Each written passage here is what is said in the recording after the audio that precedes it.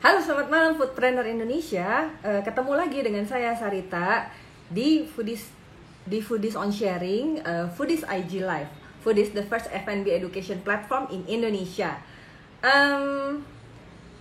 Kita bisa absen dulu kali ya. Sementara saya nungguin saya terkonek sama narasumber kita malam ini. Boleh diinfoin teman-teman dari kota mana aja? Sementara ditunggu ya.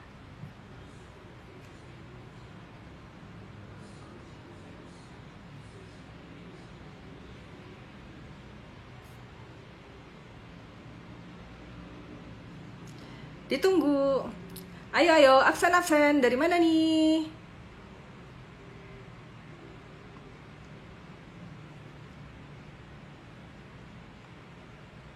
Halo.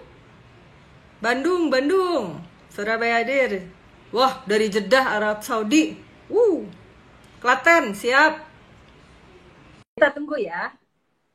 Kita tunggu Mas Suhe tersubung. Halo. Yuhu. Halo. Kita tunggu, masih waiting. Oh iya, buat teman-teman semua, malam ini nanti saya akan tutup di tengah-tengah, nanti saya akan tutup komennya. Jadi buat yang mau tanya-tanya, itu bisa di apa sih Q&A yang di bawah situ tuh, yang ada tanda tanyanya. Jadi kalau mau nanya nanti bisa ke sana. Agak lama ya. Halo, dari mana lagi nih? Halo.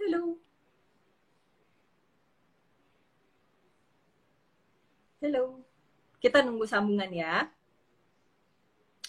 Oh iya, sama buat teman-teman bisa juga join channel Telegramnya Foodies Media Community untuk konten edukasi bisnis kuliner terupdate tiap hari. Di sana banyak banget.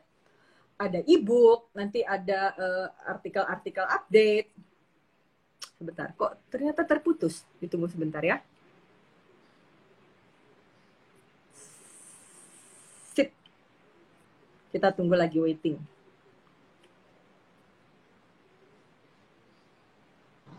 Nah, itu dia. Hai. Waduh. Agak ini nih. Hai. Oke ya. Coba bersuara. Sinyalnya jelek ya. Iya, lagi hujan di sini di Bandung. Sana hujan nggak? Hai. Waduh. Agak tersendat. Lagi muter-muter. Kita tunggu ya. Memang harus sabar kalau ketemu sama Suhe. Masih muter-muter. Udah belum? Udah lebih jelas. Nggak tahu nih, boleh nyebutin brand nggak? Sak banget internetnya. Apa? Internetnya jelek banget. Iya, di sana ya. Iya, FM kodenya. Apa tuh? FM apa ya? Apa tuh? Nggak kedengeran ya? Kedengeran. Harus pakai ini kan? Kedengeran? Oke. Aman kalau gitu. Ya, apa kabar Sarita? Baik. Ih, gila udah lama banget gak pernah ketemu Suhe. Lu Berapa lama ya? lagi Kita sih? tuh 10 tahun ya, pertama kali ketemu ya. Aduh. Kapan? 10 tahun yang lalu bukan? Kurang lebih deh kayaknya ya.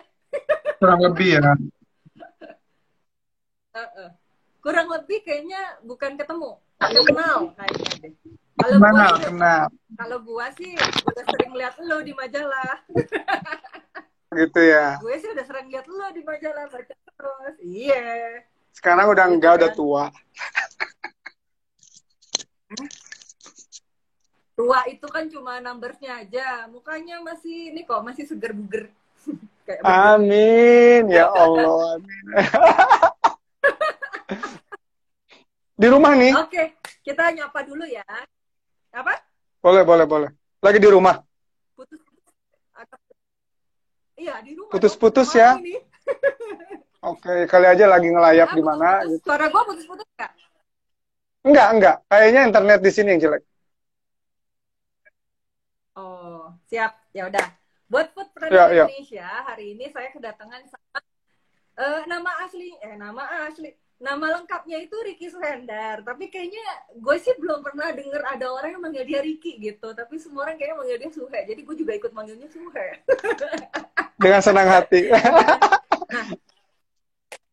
Nah, dia ini dia bilang sih kalau ditanya Suhe itu siapa sih gitu kan? Suhe itu marketing transformation strategist. Nah, gue juga nggak tahu itu artinya apa. Nanti kita suruh dia jelasin aja maksudnya apa. Tapi intinya kalau gue sebenarnya kan hari ini temanya itu lebih ke tips for successful marketing campaign. Kenapa? Ya. Karena yang gue tahu seorang Suhe ini memang yang gue tahu memang bener-bener jago banget bikin campaign itu baik itu offline maupun online. Oh bener loh. Dulu sih zaman 2000 tahun 2000 2001 2000 berapa ya? 2009 atau enggak 2009. 2012 Ya. Yang gue tahu itu dia tuh sering banget lah masuk majalah, jadi gue dulu sering banget baca campaign dia itu lewat majalah, taunya gitu loh. Makanya gue itu hari ini pengen banget ngajak si Suhe ini untuk ngobrol-ngobrol tentang marketing campaign. Nah, awal-awal nih, pertama suara kakak kedengeran. Ya udah, gue akan teriak-teriak. Udah kedengeran. Biar kedengeran. Gue. Nah, enggak kedengeran. Dengeran ya. Nah, jadi inilah yang pertama banget, jelasin dong marketing transformation strategist apa sebenarnya. Bingung kan? Nggak usah dibikin bingung, santai aja. Jadi basically adalah karena ini based on pengalaman mungkin dari beberapa case di mana sudah melakukan satu perubahan yang very signifikan. Dan itu ngerubah itu bukan sekedar bikin campaign yang sukses saja, tapi juga memang merubah satu as a whole transformation. Pada saat itu kan masih ingat tahun 2010. Boleh nyebutin brand ya? Sok aja nggak apa-apa, gue mah. Boleh. Oke, pada saat itu kan 2010 itu kan first time in history lah. Pocari Sweat itu kan jualannya bagus terus tuh dari 2000 awal sampai ke 2010 kan. Tapi 2010 tuh almost tidak growth lah, almost decline, tapi nggak sampai decline, tapi 0% lah growth seperti itu. Dan dari situ gue mengevaluasi, nge-review, dan akhirnya jatuh kepada satu transformation di mana kita merubah shifting target marketnya Pocari saat itu, yang tadinya Pocari itu di-consider sebagai minuman yang hanya untuk sakit doang atau lagi olahraga, sama consider kalau personifikasinya itu adalah seorang laki usia 30-an berdasi, seorang manajer gitu kan. Jadi benar-benar di-consider sebagai minuman yang mature gitu kan. Tapi anak muda itu nggak minum. Nah, dan pada saat itu juga di tahun 2010, kalau misalnya angkatan kita nih tahu ya, saat itu kan ada satu kompetitor yang lagi hits dengan brand, dengan campaign marketingnya luar biasa. Gue sebut lagi ya, namanya tuh Maison. Tahu dong? Tahu.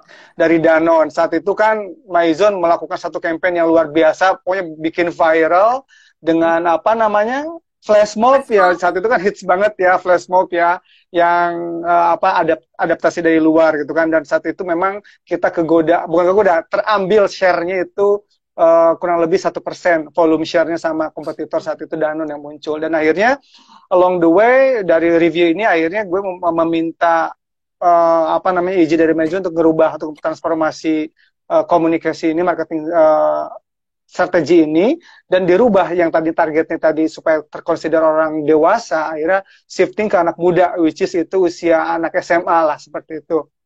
15-18 seperti itu. Dan akhirnya dari situ serangkaian marketing campaign di tahun 2010 akhir atau 2011, dan akhirnya alhamdulillah di end of the year we gain back share dari kompetitor Maison 1% lah ceritanya. Jadi Pocari kembali growing positif dan gain lagi volume share 1% by 1%. Seperti itu. Jadi, nah terus kita melakukan hal yang sama di perusahaan saya yang lain, waktu itu frozen product. kalau misalnya tahu juga. Tapi itu berapa dari awal, dari Fiesta Nugget lah, mungkin tahu ya. Tahu.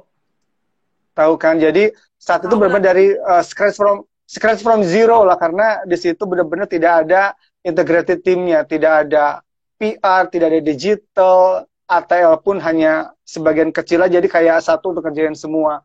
So saya pun melakukan transformasi di situ, komunikasinya dirubah, packagingnya pun dirubah, dan akhirnya mulai awareness produk untuk kategori seafood ini dikenal masyarakat, dan in term of volume ada pertumbuhan. Dan balik lagi tahun 2017 pun melakukan transformasi lain dengan membuat satu e-commerce division dan lain-lain. Seperti itulah kurang lebih. Jadi kita sebut dibagi, oke, berarti ini marketing transformation strategist. Jadi bukan hanya sekedar bikin campaign-campaign aja, tapi juga ada melakukan satu perubahan. Seperti itu, Cici. Transformation ya, ini judulnya nih ya. Ya. Transformation. Oke. Nah, tapi kan malam ini kita bahasannya tentang campaign dulu lah ya. Nanti kalau mau ngomongin yang strategis, nanti kita bikin lah another session. Mau kan ya kalau diundang lagi? Boleh. Awas. Insya Allah.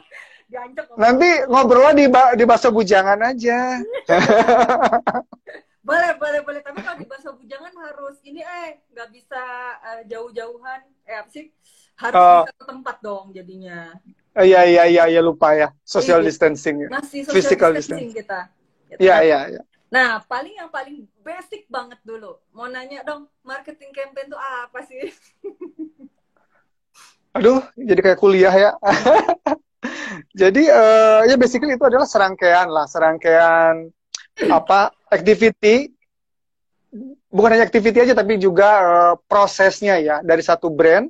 Kalau mau melakukan satu branding ya tentu larinya ke satu marketing activities, marketing campaign ya. Jadi marketing campaign itu boleh katakan turunan dari apa yang menjadi objektif satu brand owner atau perusahaan untuk melakukan satu branding, diturunkan menjadi marketing activities, marketing campaign seperti itu. Dan banyak marketing campaign itu bentuknya banyak, channelnya juga banyak. Itu sih. Ya. Terus kalau marketing campaign, brand activation itu tuh sebenarnya sama aja, serumpun, beda atau beda objektifnya atau gimana? Kalau gue sih tidak begitu concern terhadap penamaan ya, tapi overall itu sama. Mungkin yang paling tepat adalah marketing campaign. Brand itu nggak ada brand, mungkin bukan brand campaign, tapi lebih tepatnya mungkin branding ya. How to build a brand atau brand building. One of the strategy atau juga tools adalah melakukan marketing campaign yang di breakdown ke beberapa channel, ke beberapa komunikasi dan macam-macam seperti itu. Jadi kalau gue sendiri menggunakan adalah marketing campaign, tapi anyway either ways sama aja sih kalau menurut gue sih. Gitu. Iya sih, at the end pokoknya objektifnya, kalau objektifnya apa ya? Tergantung kan setiap brand perusahaan beda-beda objektif seperti apa. Kalau misalnya pada saat mau launching produk ya berarti objektifnya launching. Berarti kalau launching marketing campaign-nya seperti apa? Tapi kalau misalnya sekedar maintain aja, hanya regular, ya berarti kan campaign-nya juga akan seperti apa. It depends on brand objective sih menurut gue. Seperti itu. Nah, oke. Kalau marketing campaign ini sebenarnya ada nggak sih step-stepnya? Pasti ada lah. Setiap perusahaan punya strategi masing-masing, stepnya seperti apa. Tapi basically adalah yang pertama, tentu kita akan melihat objektifnya mau apa dulu. Sebelum objektif, kan pasti ada concern dulu dong, latar belakang. Entah itu dari karena isu, atau karena ngelihat eksternal, kompetitor, atau memang mau melakukan satu introduction produk baru, which is itu launching. Jadi akan berbeda dari situ, kita tentukan objektifnya, dan baru kita mencari mau melakukan apa aja, gitu, seperti itu. Jadi kan kalau integrated marketing itu kan yang selalu gue bawa kemana-mana tuh kalau isi seminar atau diskusi sama komunitas. Jadi artinya ada beberapa channel yang harus kita lakukan untuk membuat satu campaign ini ceritanya itu keren lah ya, lebih ngefek seperti itu. Tapi berarti ada nggak sih misalnya tips khusus, kan ini kan si audiens kita itu kan semuanya pebisnis kuliner nih, jadi kalau boleh gue lebih spesifik lah gitu, pengennya kan ke kuliner gitu ya. Ke kuliner. Nah, ada nggak sih misalnya tips atau misalnya rekomendasi lah gitu untuk si pebisnis-pebisnis Ya, ya. kuliner ini, gimana sih cara mereka biar bisa bikin campaign itu tapi yang menarik lah. Ya syukur-syukur bisa viral gitu kan, hits gitu kan, Iya, iya. keluar di mana-mana. Tapi kan minimal kalau misalnya nggak sampai viral banget, minimal dia itu tahu tips-tipsnya biar bikin ini menjadi catchy, menarik. Ada nggak? Iya, iya, iya. Kalau objektif di awalnya udah ngeset mau viral, menurut gue itu salah ya. Jadi supaya jadi jangan ini ya, jangan kepatok bikin campaign supaya jadi viral. Tapi yang paling penting adalah mau campaign apa dulu, kontennya harus keren, ideationnya harus benar-benar matang, based on consumer insight, sehingga at the end of the event, at the end of the campaign, viral itu tuh akan muncul dengan sendirinya. Nah, gue udah beberapa kali memberikan, bahkan sering untuk para entrepreneur atau calon entrepreneur muda gitu kan, dan gue akan memberikan tips nih, tips yang sesuai dengan judulnya yang dikasih sama Foodies ini. Tips ini buat gue adalah berlaku, pertama kali gue memberikan tips itu adalah 10 atau 11 tahun yang lalu lah. Waktu itu gue ngisi seri di UI ya, tapi ini masih valid sampai sekarang, karena dimanapun gue bekerja, 3 key factor ini gue selalu pakai gitu kan untuk melakukan satu campaign supaya jadi successful ya. Yang pertama adalah gue itu menerapkan satu adalah right moment, right time.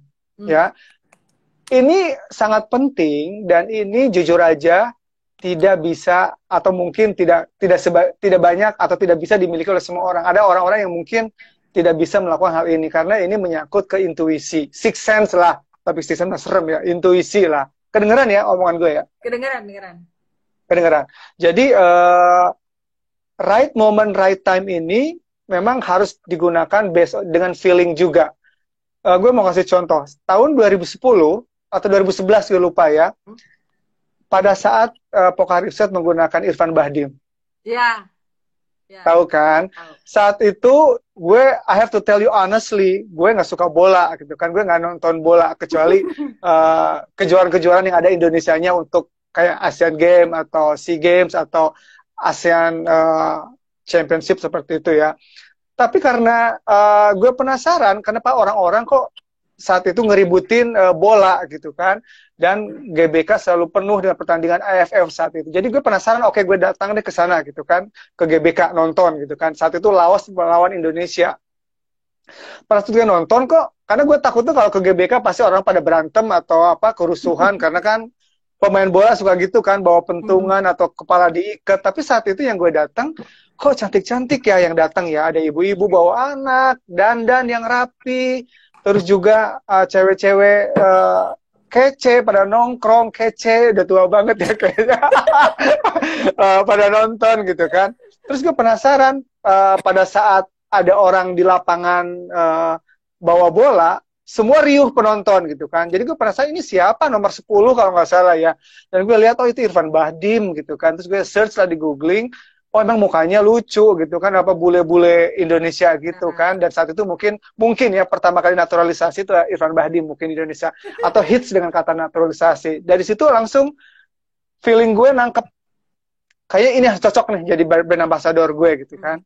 Dan malam itu juga gue langsung ngomong ke manajemen untuk pakai Irfan Bahdim untuk jadi brand ambassadornya Pocari Sweat saat itu. Dan memang dapat challenge juga, kenapa bla bla bla bla bla, tapi tentunya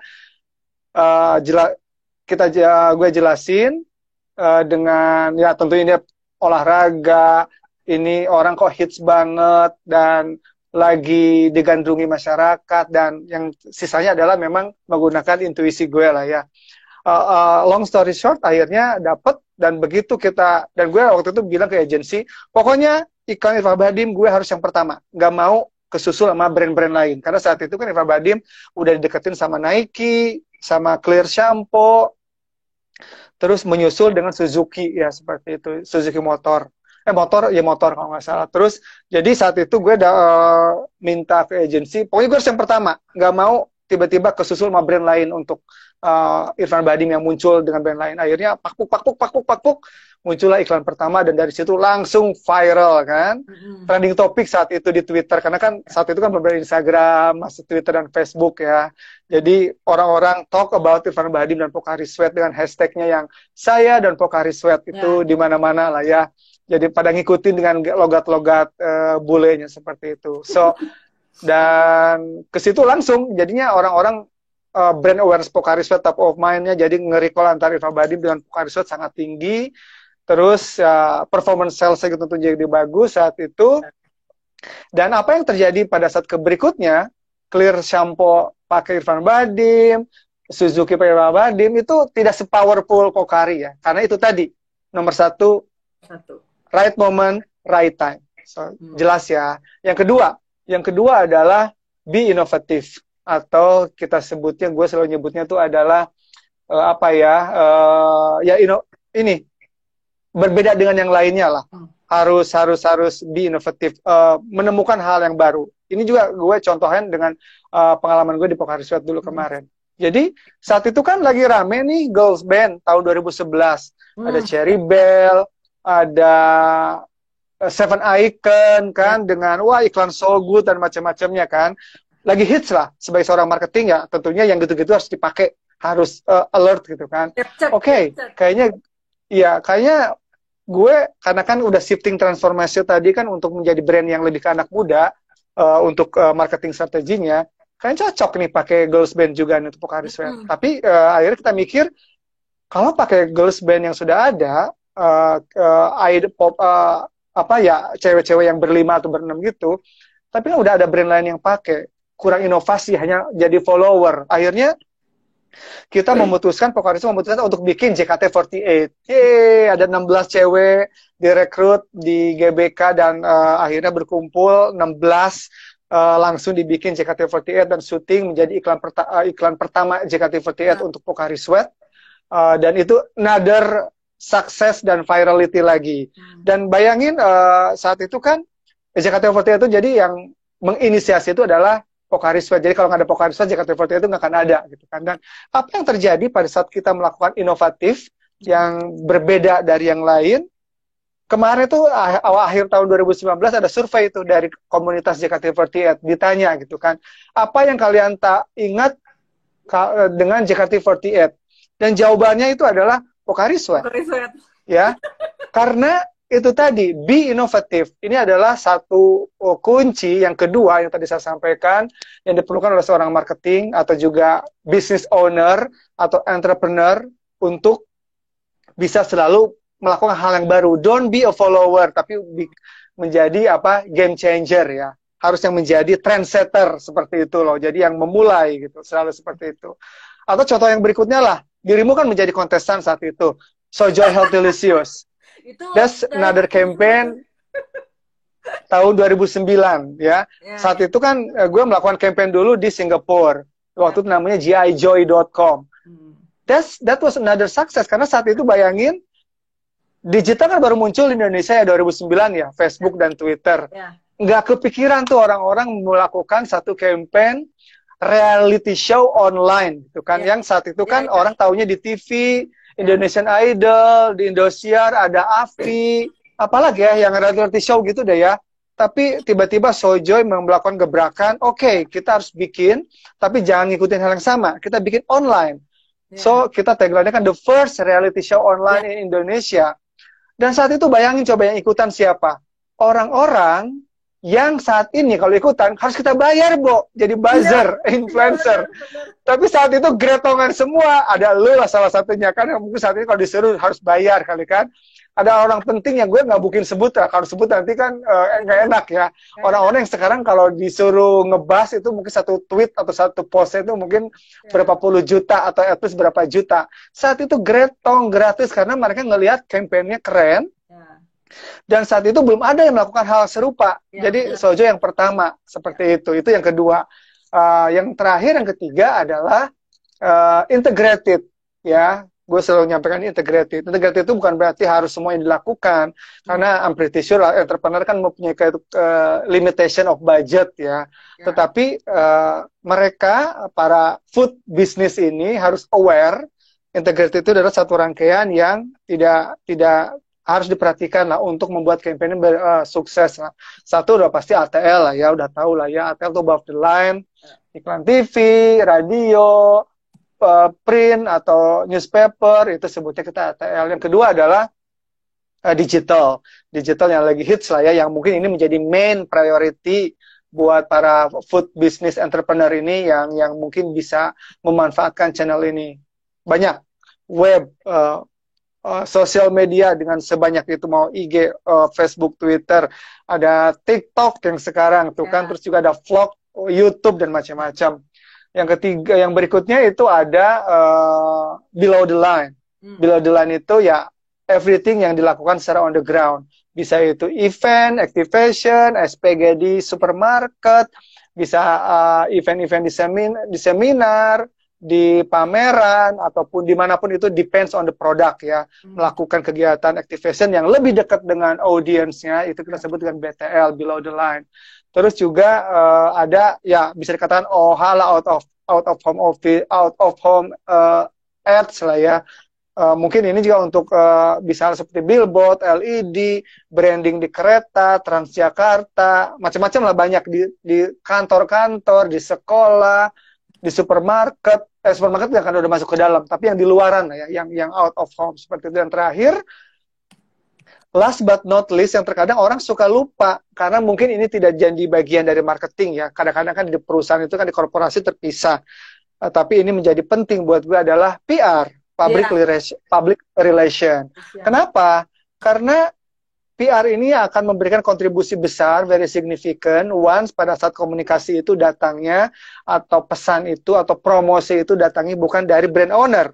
Kalau gue misalnya punya bisnis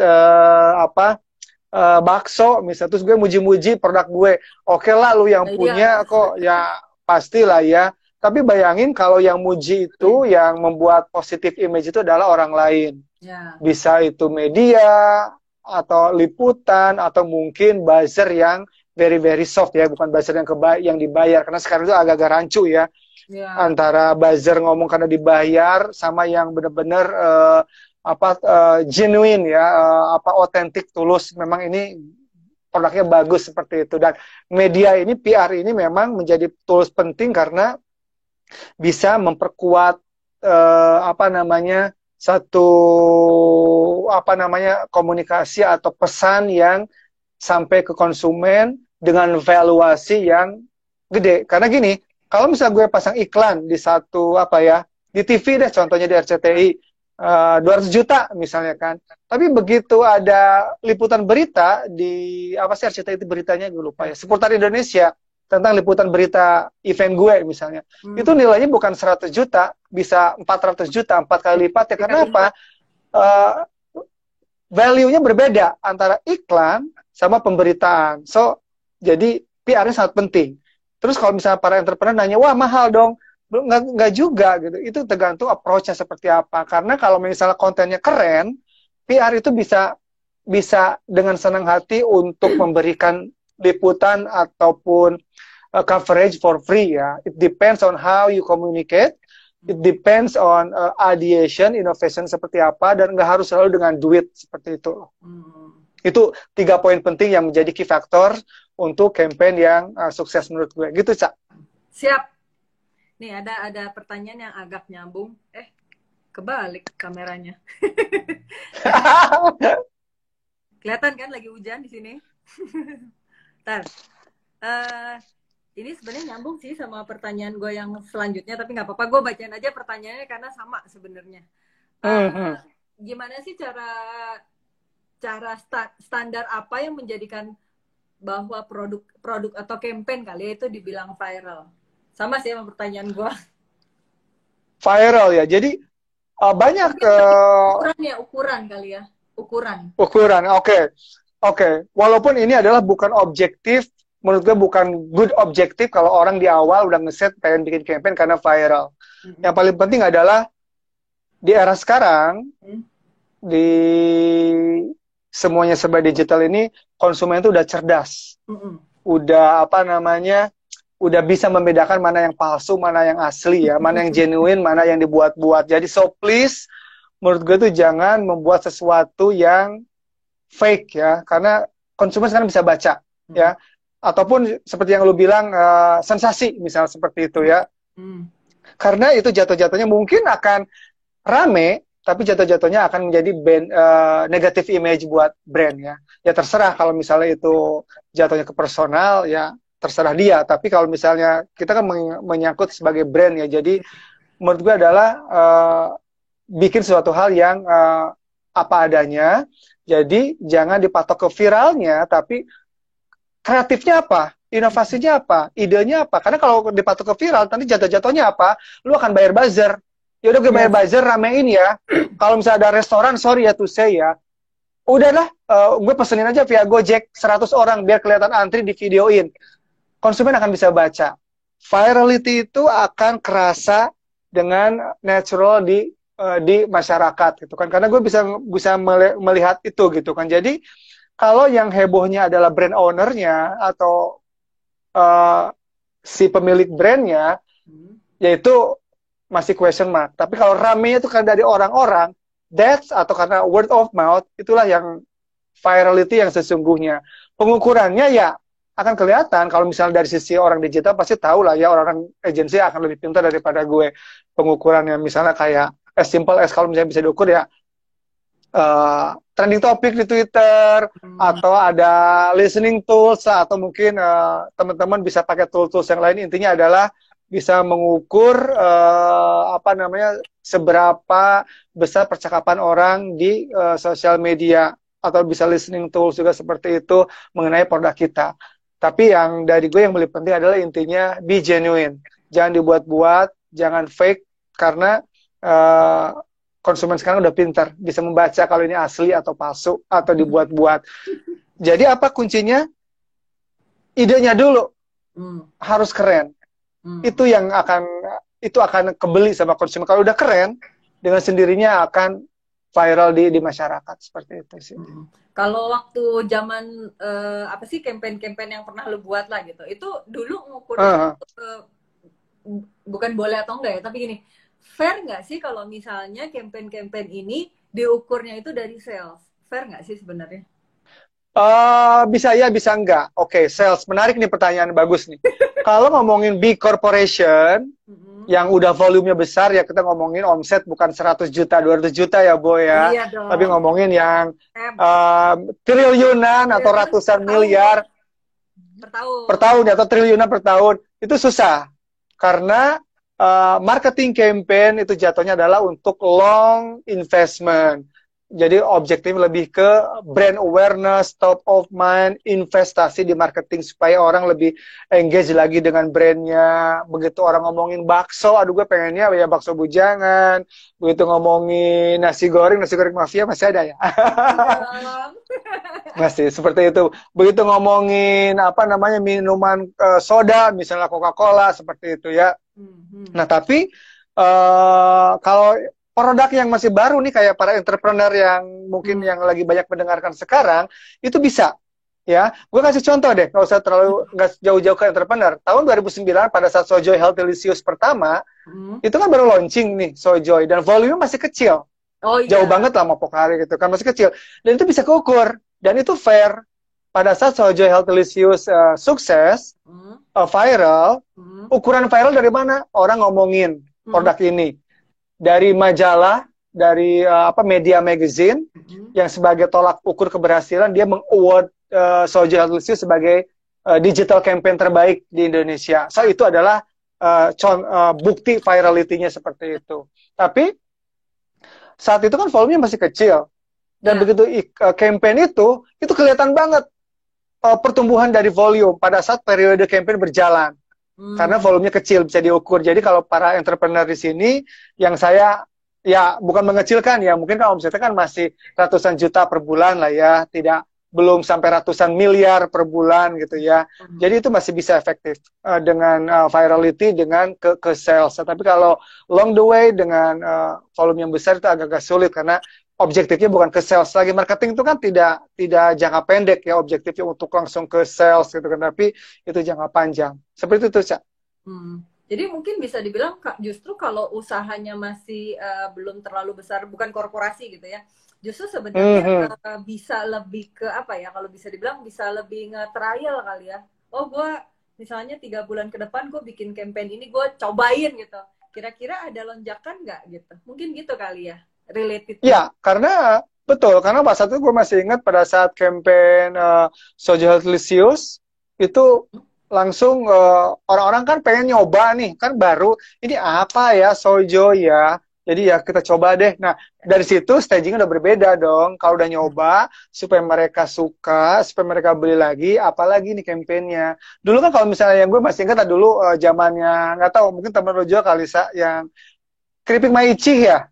Oh iya, tahu. Itu entah tahun berapa itu kan, itu viral banget kan. Iya. Nah, gue kan bukan orang yang suka snacking ya, tapi akhirnya jadinya gue pengen nyoba gitu, walaupun satu belinya susah ya, harus ke Bandung atau ada beberapa orang yang bawa ke Jakarta. Jenderal, nyebutnya jenderal. Dulu kan nggak ada apa Paxel atau yang JNE nggak sebanyak sekarang gitu kan. Jadi harus ownernya bawa ke Jakarta, oke, dijual di Facebook gitu kan. Tapi yang gue maksud itu adalah salesnya gede, viral, dan bikin orang-orang pengen nyoba, termasuk gue gitu, pengen nyoba kayak gimana sih yang pedesnya sampai 10 apalah seperti itu gitu. So ini bisa dilakukan karena gue pun sekarang lagi mentoring adik-adik entrepreneur lah ya, yang berbisnis di fashion, jualan baju lah. Kalau fashion kan kayak keren, jualan baju gitu loh ya.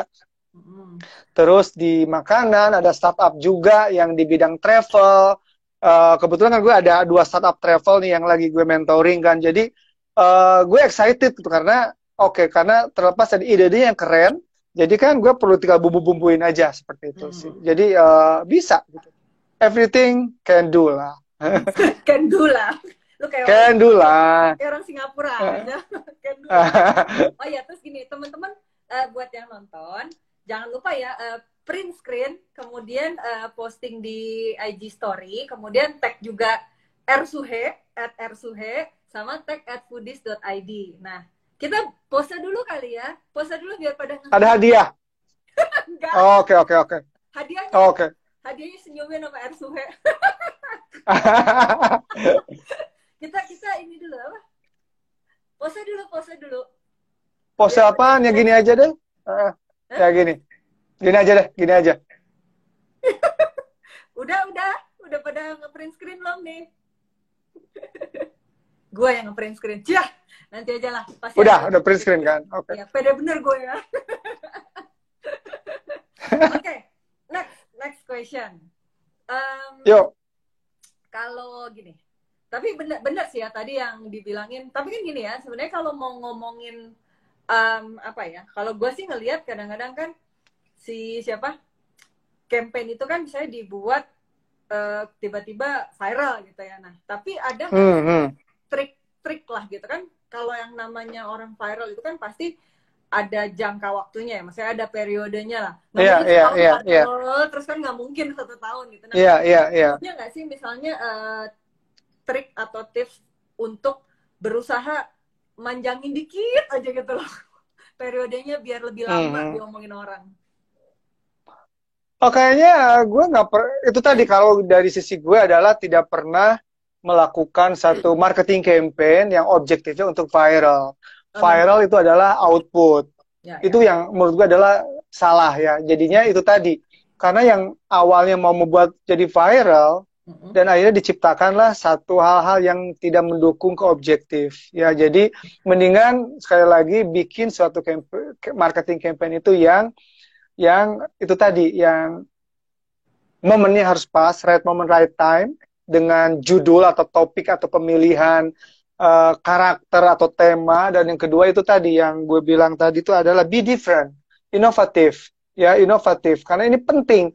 Once kalau misalnya kita meluncurkan sesuatu hal yang tidak ada sebelumnya, orang akan ngomongin sendiri ya, kayak Sojo Healthlicious saat itu tahun 2015 gue bikin campaign cooking class online pada saat brand Fiesta Nugget. Jadi bayangin saat itu kan lagi rame MasterChef ya. Iya. Ada MasterChef Kid, MasterChef Indonesia, MasterChef Australia. Terus kalau Amerika kan MasterChef aja gitu kalau nggak salah. Nah saat itu kan orang-orang kayak pada nonton gitu kan. Wah keren nih dan nggak gampang juga untuk bisa ikutan di dalamnya gitu kan. Karena kan peserta kan cuma 10 mungkin kan. Sementara masyarakat Indonesia banyak. Akhirnya gue mikir, ini nih apa sekaligus juga brainstorming ya supaya teman-teman entrepreneur di sini juga bisa bisa apa terinspirasi. Saat itu gue oke. Gimana caranya sekarang supaya semua orang yang hobi masak atau yang suka masak lah kalau nggak usah hobi, tapi nggak pede untuk masuk lomba secara offline, MasterChef, atau nggak ada kesempatan untuk ikutan MasterChef saat itu, gimana caranya supaya gue bisa mewadahi itu? Yang pertama, yang kedua tentunya target marketnya kan tepat. Target market gue kan adalah produk gue adalah makanan beku, ya. Terus yang pasti kan targetnya ibu-ibu dong, atau perempuan, atau anak muda tapi yang suka masak, misalnya tuh di kos atau di rumah gitu kan. Ya udah kita bikin reality show again, tapi ini adalah cooking class online. The first reality show cooking class online di Indonesia. Dan saat itu rame banget. Orang banyak ikutan yang tadinya nggak pede, nggak mau gue masak di depan umum, takut gagal, ngirisnya aja, ngiris bawangnya aja mungkin nangis-nangis setangan, kena luka dan macam-macam. Tapi ini kalian bisa masak di rumah masing-masing. Show us the best that you can do dengan resep-resep pilihan. Terus ikutin challenge dari kita, dan yang sudah kepilih baru kita akan on the ground final gitu kan, di satu tempat. Saat itu di Golf Senayan waktu itu finalnya kan, dan kita waktu itu pakai endorser Chef Arnold Purnomo gitu kan. Jadi itu viral, dan karena viral menjadi inovatif kampanyenya, karena nggak kepikiran tuh orang ada cooking class online. Saat itu gue bikin tahun 2014 atau 2015 gue lupa, dan again become sukses karena lupa ya, majalah SWA atau marketing atau mix lah antara itulah ya, memberikan award sebagai best digital campaign lagi tahun 2015 saat itu untuk campaign cooking class online ini. So, jadi buat para teman-teman entrepreneur ini, be inovatif, jangan menjadi follower, sehingga ide-idenya tuh yang fresh, yang baru, yang bikin orang akan seneng, akan ngikut, akan penasaran terhadap produk yang kita punya, produk yang akan kita campaign. Itu sih dari gue. Berarti sebenarnya harus ini kali ya, apa bisa dibilang ide-ide inovatif itu kan sebenarnya keluar pada saat sering main kali ya, bukan sering main, apa namanya, sering sering ngamatin kali ya si target market kita ngapain. Yes. Terus apa mereka punya, atau nggak tahu ada nggak bisa nggak diceritain aja sih, maksudnya dulu pas lu bikin either itu misalnya kayak JKT, either itu Soja, either itu Pokari, atau yang tadi juga Fiesta, stepnya itu apa sih gitu? Misalnya lu ngapain aja sih awal-awalnya kok bisa dapet ide itu, dapet itu? Ya as simple as yang tadi gue cerita ya, gue kan nggak suka bola, tapi tiba-tiba gue mau datengin kemana itu, ke GBK untuk nonton for the sake of apa yang lagi heboh di Indonesia saat itu. Jadi itu mah apa? Ya udah gue ikutin. Iya, karena seperti itu akhirnya gue nonton dan ternyata dapet, dan itu got it gitu kan. Pada saat JKT48 juga sama kan. Akhirnya gue ngelihat orang-orang lagi seneng K-pop style gitu kan, K-pop idol. Apa namanya, dengan girls band yang cewek-cewek nari-nari berlima seperti itu, berempat seperti itu, ada dan macam-macam. Tapi kan harus ada inovasinya dong. Gue nggak mau yang udah dipakai sama orang lain. Jadi akhirnya oke, kita bikin JKT48, afiliasi dari AKB48. Jadi itu gue ikutan milih J-pop ya? milih 16. Kenapa? J-pop. Jadi memilih 16 cewek-cewek kiyis gitu kan di GBK. Jadi oke, ini bagus kayaknya masuk. Ini cocok. Ini enggak gitu kan. Dapat 16 orang dan gue ikutan dong. Ikutan lah. Jadi untuk generasi pertama itu gue yang memilih JKT48 ya. Jadi ada Nabila, Melody gitu kan, Cleopatra, siapa lagi deh yang gue inget cuma 3 itulah, sama dan macam-macamnya, ada pusing kebanyakan cantik-cantik semua 16 orang. Ya, ya, ya, ya. Ya, maksudnya tapi berarti sebenarnya lu bener-bener deep apa ya? Maksudnya dig down banget kali ya si, maksudnya konsumen. Iya, iya harus. Lebih ke apa ya? Mengamati kali ya, maksudnya perilaku mereka Ya. gitu kan? Ya, benar. Kata kuncinya berarti consumer insight. Ya. Ya. Itu yang gue sering sampaikan ke berbagai obrolan atau diskusi atau seminar adalah please make sure untuk melaunching atau membuat sesuatu itu harus selalu dengan insight, ya.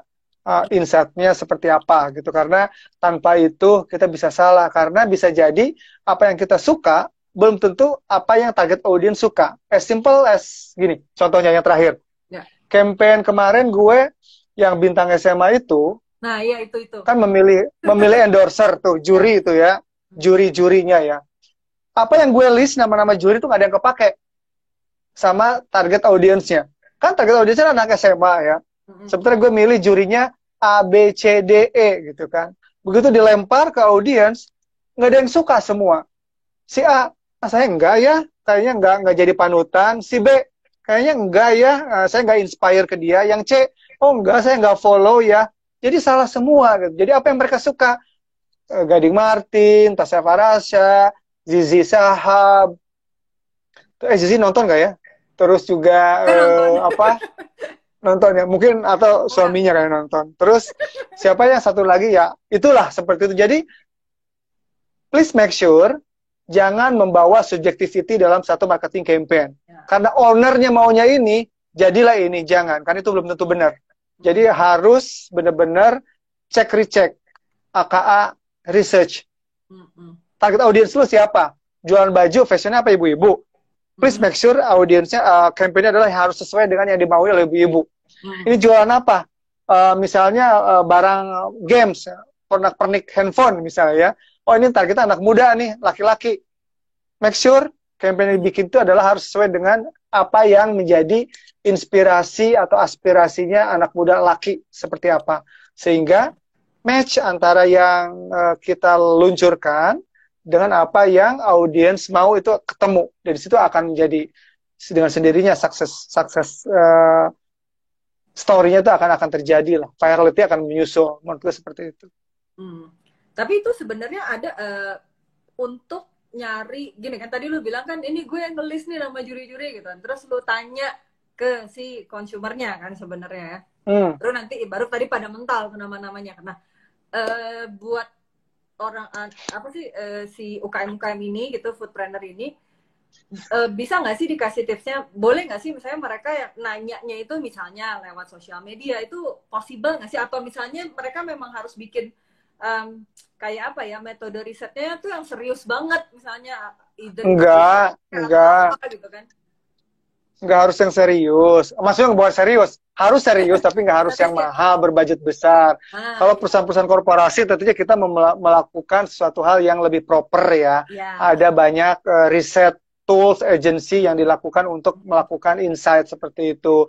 Tapi juga sekarang kan banyak teknologi kan udah berkembang, banyak riset-riset yang lebih murah karena kan banyak riset online ya. Yang tadinya kan riset dengan melakukan FGD atau kuantitatif itu berapa ratus juta yang harus kita keluarkan. Nggak mungkin lah entrepreneur mau spending seperti itu.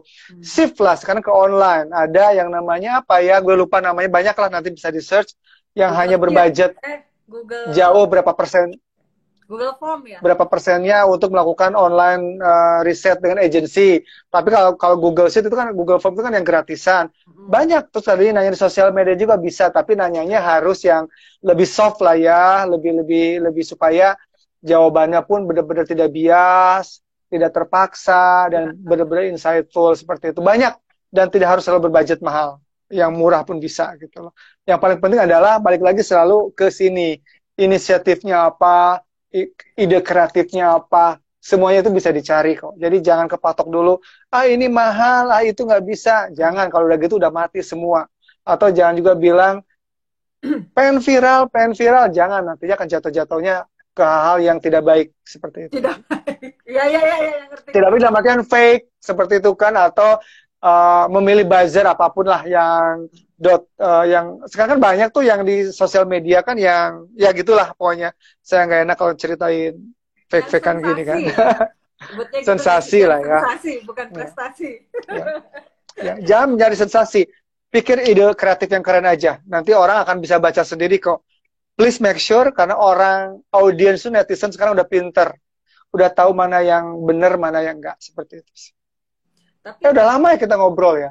sama. Tapi dikit lagi, 10 menit lagi. Dikit lagi. 10 Oke. menit lagi. Nah, ini kan dari tadi Suhe kan ngomong be kreatif, be ini. Nah, pengen tahu dong, Suhe ini tuh setiap hari membacanya apa sih? Ada nggak referensi baca apa Aduh, gitu? nah ini. Nah, ini akan bikin shock nih. Kan Kalau misalnya lo nanya gini ke kalau makan apa kan nggak relevan gitu kan. Ntar bilang makan ikan lagi. Ikan melengkapar. Nggak. Saya asupan gizi untuk apa namanya? Oke. Kreativitasnya tuh bacanya apa sih? Iya. Oke. Ini mungkin kalau gue jawab akan menjadi shocking, tapi gue sih bangga ya karena gue nggak tahu ya orang-orang tuh selalu berpatokan kalau ngomong di sosial media ini orang itu harus selalu baca buku ya. So I have to be honest, gue nggak suka baca buku. Ya, kalaupun gue baca buku, kalau gue baca buku yang sedikit ini karena adalah buku-buku yang memang wajib aja, tapi gue nggak baca buku fiksi atau non fiksi gitu-gitu, tapi buku lebih ke teori atau majalah atau mungkin ya konten aja gitu. Seperti tapi gue nggak ada membaca buku seperti apa. Jadi my inspiration tuh bukan datangnya dari buku. Terus dari mana? Gue biasanya adalah experience ketemu langsung lewat traveling, lewat ketemu orang, lewat mengamati. So banyak option kok. Jadi jangan minder. Dan termasuk juga gue suka banyak yang nge-push dari zaman dulu. Gue harus bikin buku karena gue agak berat karena itu nggak mungkin suatu saat gue bikin, tapi agak melawan hati nurani gue pada saat gue tidak suka baca buku, gue harus bikin buku gitu kan. Jadi gimana ya? Tapi kalau gue disuruh ngomong, gue seneng gitu karena kan ngomong itu kan langsung dengan orang gitu kan. Atau misalnya interview kayak gini karena gue seneng di seminar gitu seperti itu. Tapi gue pada saat everywhere I go, I visit a place ataupun ketemu, disitulah cara belajar gue. Menemukan gue bisa duduk di satu kota di negara yang gue nggak pernah ke sana 1 jam hanya tuh ngelihat mengamati orang-orang, cara berpakaiannya, cara jalannya, cara mereka ngobrol dengan teman-temannya. Dari situ tring, oh gue pengen bikin ini pengen ide ini as simple as that gitu kan. Jadi jangan dipush harus apa-apain. Kalau misalnya tip atau trik bolehlah, itu gue juga baca buku seperti itu ya. Kalau tips apa, tapi kalau misalnya membaca buku yang apa ya, fiksi, non fiksi atau biografi, theoretical ataupun buku apapun itu gue jarang baca seperti itu. Tapi gue lebih ke experience, mengamati, ketemu, ngobrol orang. Dari situ diam aja 1 jam di satu tempat gue bisa gue pengen ini seperti itu. Dan itu efektif dengan apa yang gue lakukan. Pada saat kemarin lah terakhir Bandung Run Marathon, lu ikutan nggak tahun lalu di Gedung Sate? Yang tahun ini udah daftar. Nggak kebagian ya. Sedih banget. Ya kan? Pada saat itu kan nggak pernah kebayang kan bikin event yang sebelumnya nggak ada, tapi ada konser musiknya, ada jajanan ciloknya, kemudian ada apalah ya gue lupa.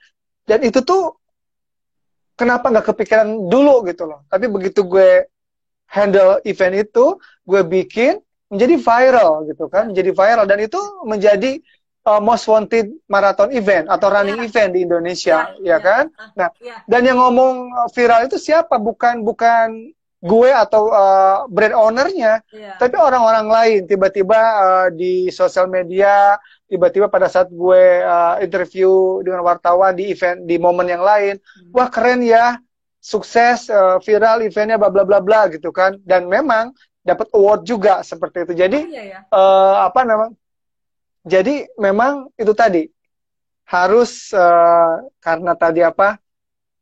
Ngelihat, mengamati tanpa harus dari buku aja ya. Seperti itu pun bisa memberikan inspirasi dan akhirnya menciptakan hal-hal yang baru lah yang tidak pernah kepikiran sebelumnya gitu. So please buat teman-teman yang entrepreneur juga bisa terinspirasi dengan apapun itu. Nggak harus patok di buku ya. Bisa dari denger radio, nonton TV, ngobrol sama orang. Sendirian pun bisa, karena most of the time gue traveling pun sendiri ya. Tidak ada sama teman-teman gitu kan. Jadi anywhere, anytime, saat kapanpun itu bisa menemukan inspirasi. Ya. Loh, berarti kalau pas kemarin ini PSBB itu kan nggak jalan-jalan, terus ngapain dong? Masak. Masak. Masak. Oh, iya kan? Gue jadi bisa masak gitu. Bayangin gue nggak pernah masak. I hate cooking. Gue nggak punya peralatan yang namanya apa tuh buat masak nasi itu namanya rice cooker, panci-pancian,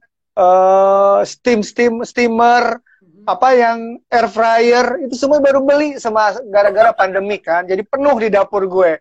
Karena gue nggak bisa masak dan nggak suka masak. Tapi gara-gara pandemi gue jadi bisa masak. Tapi apakah itu passion gue? Bukan. Karena gue nggak mau jadi tukang masak. Karena gue bukan passion ya gitu. Jadi, tapi gue bisa gitu. Seperti itu. Pengennya jadi traveler. Ya. Traveler, oke, itu semangat gue. Jadi makanya gue lagi mentoring startup travel kan, karena ini passion gue dan ini keren banget dan punya potensi yang besar. Jadi tungguin aja nanti launchingnya ya, bentar lagi. Ya, kasih tahu aja. Nah, siap. Terakhir banget sebelum keputus. Yuk. Terakhir banget. Bagi dong tips atau pesan-pesan untuk teman-teman foodpreneur Indonesia. Nggak ada tips buat gue ya. Jadi intinya adalah kalau mau melakukan satu campaign marketing, itu tadi aja. Yang paling penting adalah right moment, right time. Itu penting. Jadi jangan mengikuti yang sudah, diulangi lagi tahun sekarang, karena yang dulu sukses, karena belum tentu yang dulu sukses, sekarang akan sukses. Yang kedua adalah be innovative. Ya, jangan menjadi follower, tapi menjadi trendsetter. Mencari inspirasi dengan baca buku, dengan radio, nonton TV, jalan-jalan, merenung, dan macam-macamnya. Dan yang ketiga, itu tadi, integrated ya. Harus selalu 360 campaign.